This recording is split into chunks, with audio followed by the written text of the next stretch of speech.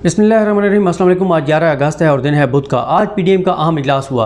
ये इजलास क्यों हुआ और उस इजलास के बाद ऐलानात क्या किए गए, इस पे बात करेंगे तफसील के साथ। लेकिन मैं ये शुरू में बता दूं आपको कि ये जो मैं वजूहात बता रहा हूँ कि पीडीएम ने ये इजलास बुलाया क्यों, कौन सी ऐसी परेशानियाँ और किस तरह से प्राइम मिनिस्टर पाकिस्तान इमरान खान साहब के जो तीर हैं वो तमाम जो हैं वो निशाने पर जा लगे हैं।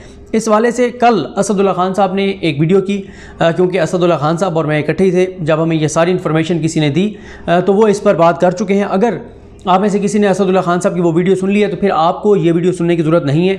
ये ना हो कि आप वो वीडियो सुने तो आपको लगे कि यार टाइम का ज़्या है, ये बातें तो असदुल्ला खान साहब पहले बता चुके थे, तो जो वो सुन चुके हैं उनको सुनने की ज़रूरत नहीं है। लेकिन मसला क्या है? मसला यह है कि इसके कुछ पॉलिटिकल वजूहात हैं जो इमरान खान साहब करने जा रहे हैं और कर रहे हैं, कुछ इंतज़ामी हैं और कुछ कानूनी हैं। मामला ये है कि पॉलिटिकली आप देखें इस वक्त मुल्क के अंदर तासुर क्या है, सूरत हाल क्या है, परसेप्शन बहुत मैटर करती है। परसेप्शन ये है कि इमरान खान साहब जो हैं उन्होंने बाकी तमाम सिंध के अलावा बाकी तमाम सूबों के बाद, वफाक के बाद उन्होंने गिलगित बल्तिस्तान, यानी वफाक तो पहले से उनके पास था और 3 सूबे भी उनके पास थे, पंजाब, KPK, बलूचिस्तान। उसके बाद गिलगित बल्तिस्तान में हुकूमत बनाई तहरीक इंसाफ ने, फिर कश्मीर जीता और इसके बाद जो सबसे बड़ी एक डेवलपमेंट थी वो यही थी कि जो सियालकोट में ज़िमनी इलेक्शन जीता। अब इस सारी सूरत हाल के बाद इमरान खान साहब ने ये अनाउंस किया कि अब तहरीक इंसाफ सिंध का रुख कर रही है। और सिंध में क्या करने जा रही है? सिंध में भी सियासी और इंतज़ामी दोनों चीज़ें करने जा रही है। सियासी तौर पर क्या करने जा रही है, और ये भी तासुर दिया, ये भी पैगाम दिया कि बाकी जो है वो पूरे पाकिस्तान में वफाक समेत गिलगित बल्तिस्तान, कश्मीर में हमारी हुकूमत आ चुकी है। अब सिर्फ और सिर्फ अंदरूनी सिंध हमारा टारगेट है। कराची का मैंडेट पहले ही हमारे पास है, कराची हमारे साथ है, अंदरूनी सिंध हमने फोकस करना है। और अब हम ये लड़ाई पीपल्स पार्टी के घर में जाके, सियासी घर में जाके उनके साथ लड़ेंगे और पीपल्स पार्टी से सिंध भी लेंगे। और साथ ही उन्होंने क्या किया कि 4 वफाकी इदारों को एक्टिव कर दिया। उन्होंने ये भी आपको बता दूं, इस पे मैं बात नहीं कर सका था कि इन 4 इदारों को क्यों एक्टिव किया गया है। सबसे पहले तो FIA को एक्टिव किया गया। FIA को एक्टिव करने का मकसद ये है कि मनी लॉन्ड्रिंग, क्योंकि आपको पता है वैसे पूरे पाकिस्तान में बहुत ज़्यादा होती है और सिंध के बारे में पहले चीफ जस्टिस एक बार कह चुके हैं कि लॉन्चों के ऊपर पैसा बाहर से जाता है। तो और फिर फेक अकाउंट केस भी वो सारा आसिफ अली जरदारी साहब का, जिसमें सारा बताया गया किस तरह से जो है ये मनी लॉन्ड्रिंग की जाती थी। तो एक तो FIA को एक्टिव कर दिया गया है सिंध के अंदर। पंजाब में पहले वो एक्टिव है, शहबाज शरीफ साहब का केस के ऊपर मैं आपको बता चुका हूं कि क्या सूरत हाल है। फिर दूसरे नंबर पर कस्टम को, जो स्मगलिंग होती है। तीसरे नंबर पर रेंजर्स को इसलिए एक्टिव किया है कि ये बड़ा एक मामला है कि जो राजनपुर का इलाका है और कुछ और साउथ पंजाब के इलाके हैं जहां पे कच्चे का इलाका है, जहां पे गैंग हैं, डाकू हैं, कई पुलिस के जवान अपनी जानें कुर्बान कर चुके हैं, शहीद हो चुके हैं। ऑपरेशन होता है, डाकू और गैंग जो हैं वो भाग जाते हैं, कुछ बलूचिस्तान, कुछ सिंध। वो ऑपरेशन ख़त्म होता है, रेंजर्स पुलिस वापस आती है और वो दोबारा आके, और ज़्यादा तो वो पुलिस ही कर रही है ऑपरेशन, और वो दोबारा जो हैं वो डाकू और गैंग आ जाते हैं। अब प्राइम मिनिस्टर ये चाह रहे हैं कि एक ऐसा ऑपरेशन हो जो कि, और ये वहाँ के लोगों की भी ये डिमांड है, राजनपुर वालों की भी, कि इनको तीनों तरफ से घेरा जाए, बलूचिस्तान से भी, सिंध से भी, इधर पंजाब से भी, ताकि ये कहीं भाग ना सकें और एक बार इस पूरे गैंग का और इन जो डाकू हैं इनका खात्मा किया जाए। और जो चौथा ANF, मंशियात का पैसा आपको पता है कि बहुत ज़्यादा गैर कानूनी कामों में इस्तेमाल होता है। मंशियात बहुत बड़ी लानत बन चुकी है, मंशियात बहुत बड़ा इशू पाकिस्तान का बन चुका है। इस्लामाबाद में जितनी जो पार्टीज़ होती हैं, इस्लामाबाद में जो तालीमी इदारों में जो तरह तरह के नशे अवेलेबल हैं, वालिदैन को बड़ा कंसर्न है और फिर ये बड़े पैमाने पे धंधा जो जारी है। तो सिंध में ANF सिंध में भी अब कार्रवाइयाँ तेज़ करेगी। तो ये 4 इदारों को इसलिए जो है वो एक्टिव किया गया है। उसके बाद प्राइम मिनिस्टर अभी कराची गए और कराची में वो जो वफाक कर रहा है उसको हाईलाइट किया कि हम क्या कर रहे हैं। लेकिन साथ ही इमरान खान जो है और तहरीक इंसाफ वो पैगाम दे रही है सिंध को और कराची को कि देखें, कराची के साथ हमने वादे बहुत किए थे, लेकिन मसला ये है 18वीं तरमीम के बाद हमारे इख्तियार में कुछ नहीं है, सब कुछ तो सिंध के सूबे के पास है। और कराची के हालात इतने बदतर कर दिए गए हैं कि वफाक जो पैसे दे रहा है वो नाकाफ़ी हैं, लेकिन असल जिम्मेदारी ये सूबे की है, क्योंकि NFC वार्ड के तहत पैसा तो दे दिए जाते सूबे को।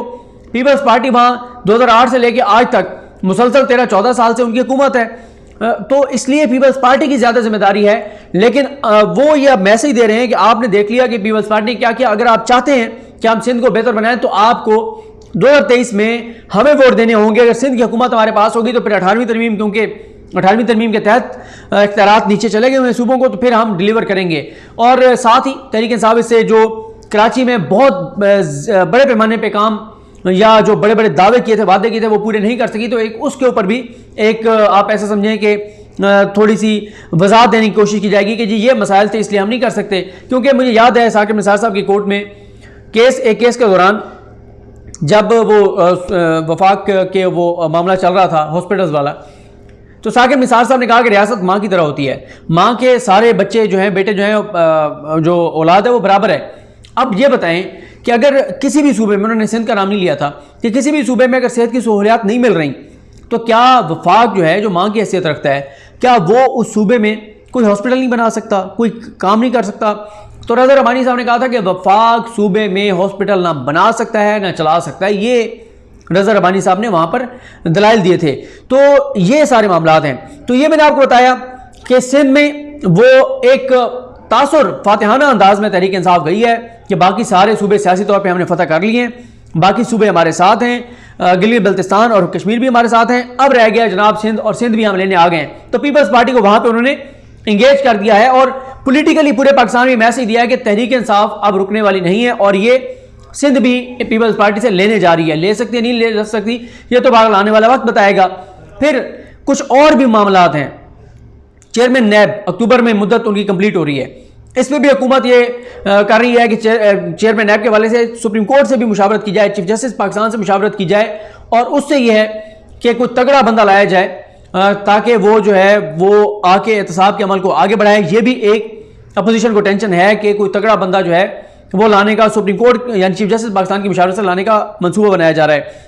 2 इलेक्शन कमीशन के मेंबरान जो रिटायर हुए हैं, जो कि असल स्ट्रेंथ है मुस्लिम लीग नून की, शरीफ खानदान की और पीडीएम की, जिनके जो रिटायर होने से बहुत धचका लगा है, इसमें मैं तफसील से बात कर चुका हूँ पीडीएम को। अब 2 नए मेंबरान आते हैं, वो भी ये चाह रहे हैं कि ये अपनी मर्जी के लाएं। उसकी वजह यह है कि वो मैं आगे चल के आपको बताऊंगा, इलेक्ट्रॉनिक वोटिंग मशीनों वाला जो मामला है, पहले ये पॉइंट्स कुछ कंप्लीट कर लूँ। 30 एहतसाब अदालतें कायम की गई, उनके जजेस लगाने का प्रोसेस जो है वो शुरू कर दिया गया है।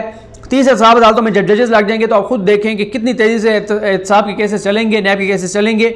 और ज़ाहिर है 90% केसेस तो पुराने हैं, यानी 2018 से पहले के हैं, जो कि फिर ज़ाहिर है पीएमएलएन और पीपल्स पार्टी के हैं। फिर उसके बाद लाहौर की अदालतों से जो ट्रांसफ़र करके गए थे जस्टिस कासिम खान, साबिक chief justice Lahore high court, वहाँ पर भी जो है वो देखा जा रहा है कि उन्होंने ट्रांसफ़र गलत किए थे। ये भी सोचा जा रहा है कि उन्हीं जजेस को दोबारा वहीं पे ट्रांसफ़र किया जाए, जो जिसका केस सुन रहा था वो उसी तरह से केस सुने और तेज़ी से जो है इनके फैसले हों। अब इस सारी सूरत हाल में एक और नई डेवलपमेंट हुई, वो है इलेक्ट्रॉनिक वोटिंग मशीन। इसने भी अपोजिशन को बड़ा धचका दिया है। साथ फिर बैरून मुल्क जो पाकिस्तानी, ओवरसीज पाकिस्तानी, उनको वोट की सहूलत है ना, वहाँ से बैठ के वोट डाल सकें। तो ये सारा सिनेरियो, और इसमें फिर एक और जो डेवलपमेंट हुई वो ही सज़ा याफ्ता मुजरिम मोहम्मद नवाज शरीफ, जो पाकिस्तान आने को तैयार नहीं है, उनके जो वीज़ा एक्सटेंशन की दरख्वास्त मुस्तरद हुई है, वो भी एक वजह है जिस पे हमारे दोस्त शाकिर सुलंगी साहब, उन्होंने ये अपनी वीडियो में बताया कि ये भी एक वजह हो सकती है कि नवाज शरीफ पहले तो 80-90 दिन कोई इजलास नहीं हुआ पीडीएम का, अब 80-90 दिन बाद इसलिए याद आया कि ज़ाहिर है नवाज शरीफ को उधर भी टेंशन शायद हो जाए, तो इसलिए दोबारा यहाँ पीडीएम को वो इस्तेमाल करना चाहते हैं। लेकिन जो मैंने आपको 7-8 चीज़ें बताई हैं, ये सिनेरियो अगर आप अपने जहन में रखें तो जो ये पीएमएलएन और जो मौलाना है वो तो कहीं भी नहीं है। पीपल्स पार्टी ने तो चलो एजेके में सीटें निकाल ली, पीपल्स पार्टी के पास इस वक्त सिंध भी है, लेकिन असल जो मसला है वो है मुस्लिम लीग नून और मौलाना फजलुर रहमान का। और मौलाना फजलुर रहमान साहब का चेहरा भी आपने देखा होगा, बहुत अफसुर्दा, और वो जो दबंग बयानात होते थे। और मैं ये अक्सर कहता हूं कि जब भी अपोजिशन प्रेस कॉन्फ्रेंस करती है या कोई भी पार्टी प्रेस कॉन्फ्रेंस करती है तो उनका मोरल बताता है कि वो कितने पुरुमीद हैं, उनकी बॉडी लैंग्वेज बताती है, उनका चेहरा बताता है। इनके अगर आप चेहरे देखें, आप आवाज़ म्यूट कर दें टीवी चैनल्स की, अगर आप टीवी चैनल्स की, बल्कि आप तो यूट्यूब पे आप देखेंगे, यूट्यूब पे आप आवाज़ म्यूट कर दें और सिर्फ चेहरे देखें तो चेहरों पर जो कुछ लिखा हुआ है वो कोई भी शख्स जो है वो अपनी आंखों से पढ़ सकता है कि चेहरों पर क्या लिखा हुआ है। फिर उसके बाद जो आज ये हुई पीडीएम का इजलास हुआ, इसमें जो पहले वो कहा गया जी अफगानिस्तान की सूरत हाल पे, कोई नहीं बताया कि अफगानिस्तान पे करना क्या, हालांकि इनको बुलाया गया था, सारी इनको ब्रीफिंग दी गई थी फॉरेन ऑफिस में भी और पार्लियामेंट में भी। तो ये नहीं कह सकते कि हमें जो है वो एतमाद में नहीं लिया गया। ज़ाहिर है मौलाना फजलुर रहमान पार्लियामेंट के अंदर जा नहीं सकते क्योंकि वो मेंबर नहीं है। महंगाई के ऊपर बात की, महंगाई नो डाउट इशू है, इस वक्त सबसे बड़ा मसला है महंगाई, लेकिन आवाम जो महंगाई से पिसे हुए हैं उनको भी ये पता है कि ये अपोजिशन कम अज़ कम महंगाई वजह नहीं है इनके एहतजाज की। सबको पता है, पूरे पाकिस्तान को पता है कि इनके एहतजाज की वजह इनके ज़ाती करप्शन केसेस और ज़ाती मामलात हैं। फिर एक मौके पे मौलाना साहब ने कहा कि जी ये खुशखबरी आपको सुना दूं, तो मुझे एकदम लगा कि मौलाना साहब कह रहे हैं कि खुशखबरी ये है कि हमने जो वादा किया था कि हम इस्तीफ़े देंगे असम्बलियों से, ये हम इस्तीफ़ों का ऐलान कर रहे हैं, या मौलाना कहेंगे कि मैं खुशखबरी ये सुना रहा हूँ कि हमने वादा किया था। बहुत सारे लोग नून लीग के और ख़ास तौर पर बहुत सारे एंकर्स जो हैं वो जज्बाती थे, नून लीग से मोहब्बत रखने वाले। जब मौलाना ने कहा था कि हम GHQ का रुख करेंगे, तो मैंने कहा पता नहीं GHQ जाने का ऐलान करने लगे हैं। फिर मौलाना साहब ने, मैंने ये भी समझा कि पता नहीं मौलाना साहब लॉन्ग मार्च और ये सारे ऐलान कर रहे हैं। तो खुशखबरी क्या थी, ये आफ्ताब शेरपाओ साहब को PDM का नायब सदर बना दिया गया। मतलब कि आप अंदाज़ा लगाएं भाई, आपने असम्बलियाँ गिरानी थी, इमरान खान को घर भेजना था, आपने तब्दीली लानी थी, आपने, और आप कहते हैं महंगाई है। आपने तो खुद ये कहा हुआ है कि इस हुकूमत, ये उस हुकूमत उस दिन तक चलेगी जब तक हम चाहेंगे, जिस दिन हमने इस्तीफे दे दिए हुकूमत खत्म हो जाएगी। तो आप हुकूमत का खात्मा करें ताकि लोग महंगाई से उनको निजात मिले, क्योंकि आप कहते हैं कि ये हुकूमत जाएगी तो महंगाई का मामला जो है वो ठीक हो जाएगा। फिर उसके बाद नवाज शरीफ की वापसी के हवाले से सवाल हुआ तो दो टोक कह दिया गया है कि नवाज शरीफ वापस नहीं आएंगे। मरियम जो है वो शरीक तो थी, लेकिन ज़ाहिर है वो क्योंकि यहाँ पर नहीं थी इसलिए वो प्रेस कॉन्फ्रेंस में नहीं थी। और फिर शहबाज शरीफ साहब ने एक मौके पे, अभी 15 मिनट की प्रेस कॉन्फ्रेंस हुई थी, शहबाज शरीफ साहब ने मरियम ऑर्गेनाइजर साहब को कहा मरियम बस करो, यानी शहबाज शरीफ नहीं चाहते थे कि ज़्यादा देर वहाँ पर बात की जाए, सवालात हों, और वही हुआ। फिर शाकिर सोलंकी साहब ने बड़ा अच्छा एक सवाल किया जिसमें शाकिर सोलंकी साहब ने यह कहा कि शहबाज शरीफ साहब आप ये बताएं कि बयानिया कौन सा चल रहा है नून लीग में, आपके चल रहा है, नवाज शरीफ के चल रहा है, आप मुफाहमत चाहते हैं, मुज़ामत चाहते हैं, और नवाज शरीफ खामोश हैं। अब अचानक नवाज शरीफ ने आज मीटिंग में शिरकत भी की 80-90 दिन बाद, क्या वजह है? इस पर शहबाज शरीफ साहब ज़रा बरहम हो गए।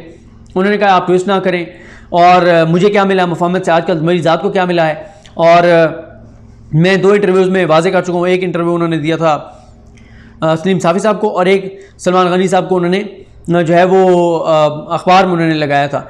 और फिर अनाउंस क्या किया PDM ने, फिर इजलास और जलसे, 21 को स्टीयरिंग कमेटी का इजलास होगा, 28 को जो है वो सरबराही इजलास होगा, और 29 को कराची में जलसा होगा। मुझे एक बात बताएं, एहतजाज है इमरान खान के खिलाफ जो वफाक में है, जो पंजाब में है, जो KPK में है, जो बलोचिस्तान में है, जो GB में है, जो AJK में है। जलसा आप कर रहे हैं कराची में, जहाँ पीपल्स पार्टी की हुकूमत है।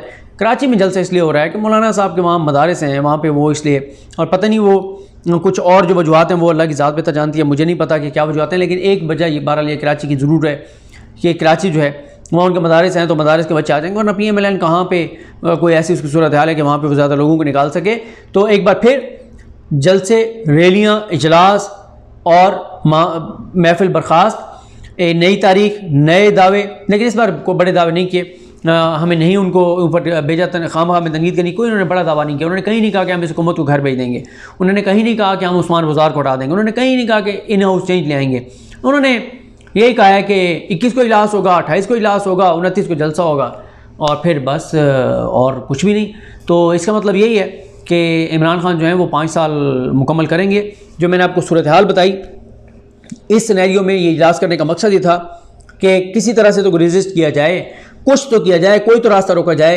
एहतसाब अदालतें शुरू हो जाएंगी, 4 इदारे एक्टिव हो गए, FI एक्टिव हो गई, एंटी करप्शन एक्टिव हो गई, EVM के मामलात, ओवरसीज़ के वोट की सहूलत, क्योंकि अगर ओवरसीज़ पाकिस्तानियों को वोट की सहूलत दे दी जाती है तो फिर तो जो अपोजिशन है उसको जो है वो 7 साल के लिए कहीं शुमाली इलाका जात या बैरून मुल्क इंजॉय करने के लिए, रहने के लिए, घूमने फिरने के लिए तसल्ली से इसलिए चले जाना चाहिए कि ओवरसीज़ पाकिस्तानियों को वोट की सहूलत मिल गई।